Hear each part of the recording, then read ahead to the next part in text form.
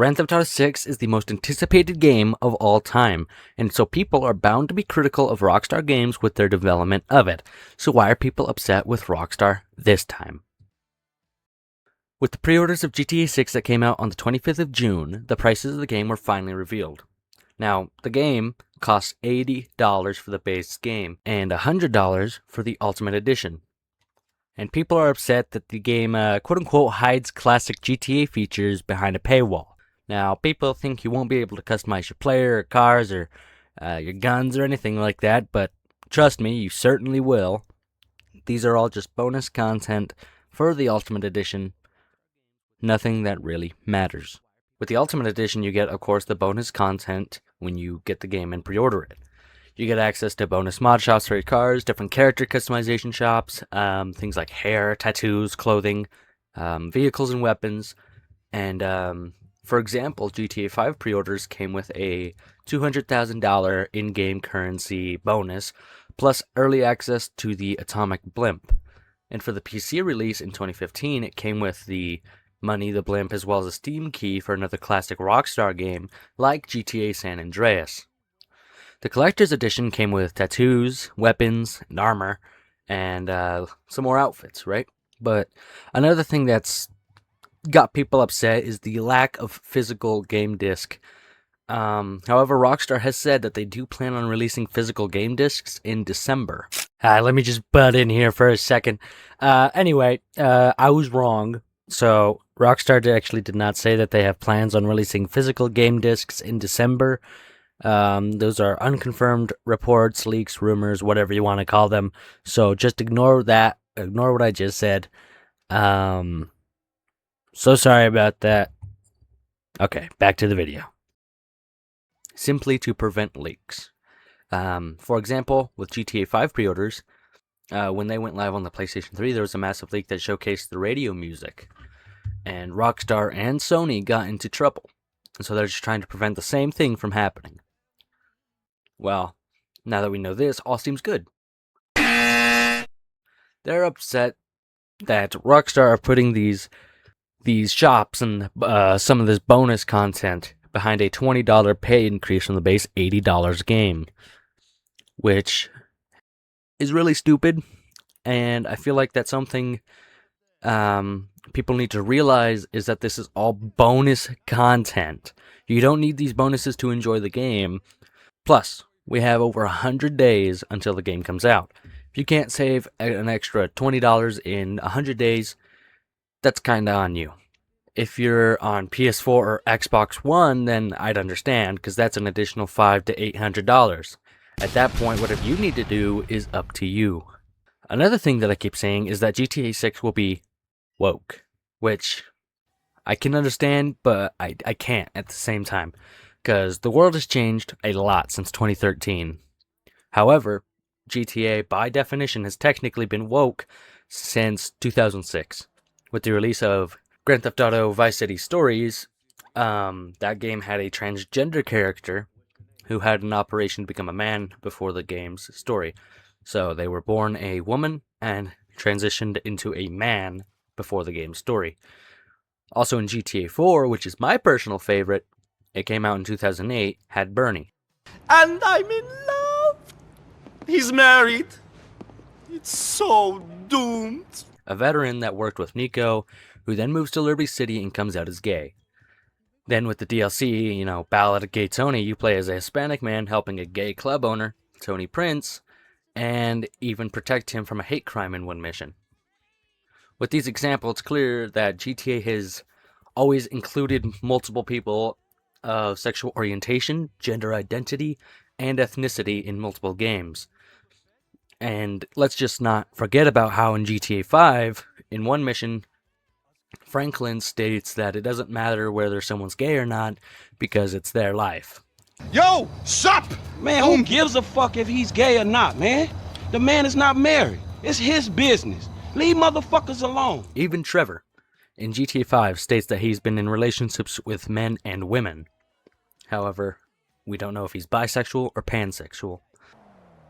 Hush now. Oh, okay, all right. Okay, here we go. GTA has always shown reality in some way, and reality has variation in ethnicity, gender, sexual orientation, and political beliefs. And another thing that people are upset about is that in GTA 6 you play as Lucia, a Hispanic woman. God forbid that men play as women in video games, as if Skyrim players haven't been doing that since 2011. And even GTA has let you play as a woman before. In Grand Theft Auto 1 on the original PlayStation, we were able to play as a woman, even ethnic ones. But nowadays, that's too much for people, I guess. Too woke. If an entire game from the world's largest developers is ruined for you because one of the main characters is a woman, then you seriously need to go get a job or go outside and actually enjoy your life, because God, you sound miserable. People also say that GTA 6 looks worse than it did in Trailer 2, which is just a flat out lie, false. If anything, it looks just as good, if not better, than Trailer 2. And their whole argument is that the lighting looks off, the characters look waxy, and the water has no reflections. Are we dead ass? And Rockstar's always made their games look better than the trailers. Look at Michael in the GTA 5 trailer. Then look at Red Dead Redemption 2. Look at Arthur Morgan in that trailer. And then in-game. These screenshots, these trailers, look better, and there's no doubt about it. Even compare GTA 6 Trailer 1 to GTA 6 Trailer 2. It looks better. And the screenshots we got for the pre-orders look fantastic. People are saying that Jason's safe house lacks the objects it had in Trailer 2. And this, in my opinion, is the most ridiculous one. With Red Dead Redemption 2, the map changed as you progressed in the story. Like, houses would be built, some houses would be gone, Then some small areas in the map would be changed. And my theory for GTA 6 is that Trailer 2, with all the junk in Jason's yard, that's a later point in the game, while the screenshot is on a newer save, or something like that, or it's flipped. The junk is from Jason moving in or something, and later in the game, the property gets cleaned up. Either way, it's a ridiculous complaint. Oh, and the beaches. People are upset about this screenshot here, where Jason and Lucia are leaning on the car, very Trailer 1 promotional art kind of pose.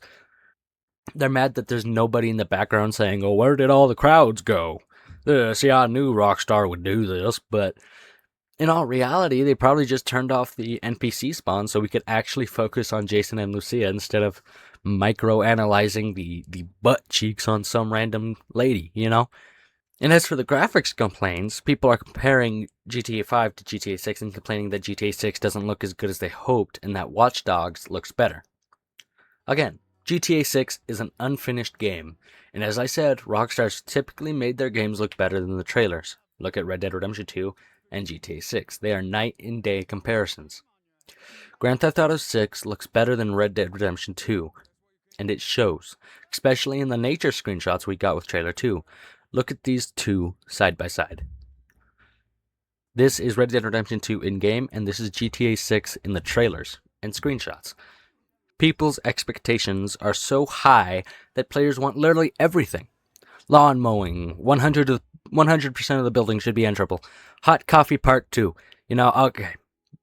Maybe that's just me, but point still stands. Rockstar is doing what they can, and fans want so much that when the game comes out, they'll be let down at least a little. Now, I'm sure they'll still play the game, but they'll be let down. And I just want to remind everybody that GTA 6 has only been in development for roughly 8 years. After GTA 5, they went on ahead with Red Dead Redemption 2. Then after RDR 2, they began full development on GTA 6. Plus, we also had COVID, which also cut some of that development time, meaning people had to work from home, development slowed down, so we need to bring our expectations down. How will we be impressed if our hopes are higher than what the devs can realistically deliver? I'd love to see a lot of things in the game myself. Will they be there? Probably not.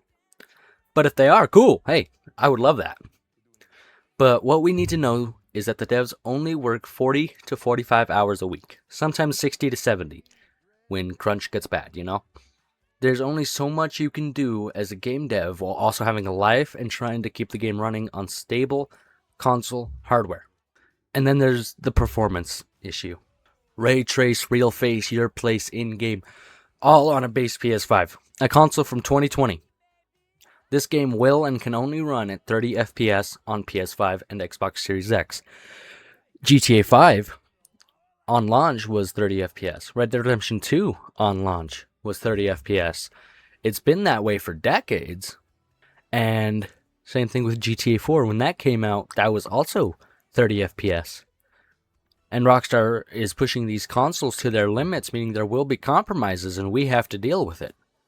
However, I myself struggle to even notice when a game runs at 30 FPS, unless there's a side-by-side comparison.